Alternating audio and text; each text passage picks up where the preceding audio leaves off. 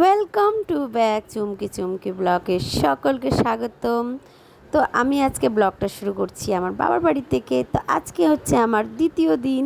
তো এইখানে কিন্তু আমার বড়মশাইও চলে এসছে, আর বাড়িতে সবাই তো আছে, তোমাদেরকে আগেই বলা হয়েছে।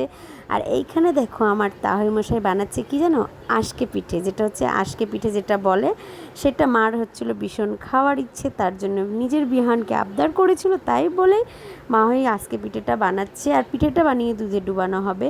আর এই দিকে আমার দিদি ভাই করছিল কাজ, যেহেতু বড়দি সব দিনই কাজ করে, আমি কমই করি, আমার বড়দি সব কাজ করে। আর এই দিকে প্রচুর সোনার ছিল একটু মন খারাপ, যেহেতু আমার প্রচুর সোনার মা চলে গেছিলো পরীক্ষা দিতে।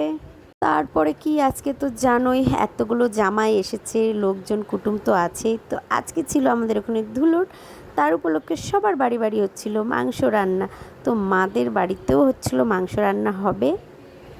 তো যারা খাবে না খাসির মাংস তাদের জন্য হচ্ছিল চিকেন। তো বড়মশাই বললো, তো আমি তো বসে আছি, আমি রান্না করে দিচ্ছি। আর তোমরা তো জানোই ভালো করে কি আমার বড়মশাই রান্না করতে ভীষণ ভালোবাসে, আর বিশেষ করে যখন মাছ মাংস হয় তখন আরও ভালো রান্না করতে পারে। তারপরে বাড়ির মধ্যে তো লাউয়ের ঘন্ট হবে, আর হবে খাসির মাংস আর চিকেন, তোমাদেরকে বললামই। যাই হোক, রান্নাবাড়ি চলছে।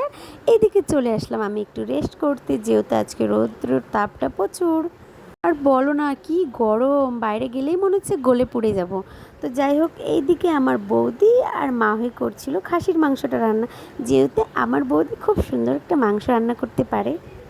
আর সবাই কিন্তু বায়না করেছিল বৌদিমণির হাতেই খাবে মাংস, যেহেতু বৌদি প্রথম থেকে ভালো রান্না করে। আর এইদিকে একটা টুনটুনি পাখি ছিল। তো যাই হোক, আমাদের খাওয়া দাওয়া করার পর অনেকক্ষণ পর দিদি আর হচ্ছে একটা বোন মিলে বাসন মাজতে গেছিলো। আমি তোমাদেরকে আগেই বলেছি আমি কিন্তু কাজ খুবই কম করি।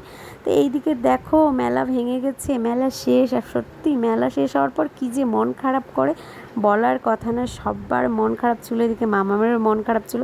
আর বাড়ির দুয়ারে মেলা 5 দিন ধরে হয়েছে, বাট আমি ছিলাম 2 দিন ওইখানে। তো যাই হোক, এখন কী বা করা যাবে, আবার সামনে বছর মেলা আসবেই। তো আজকের মতন টাটা, বাই বাই, সবাই ভালো থেকো, সুস্থ থেকো।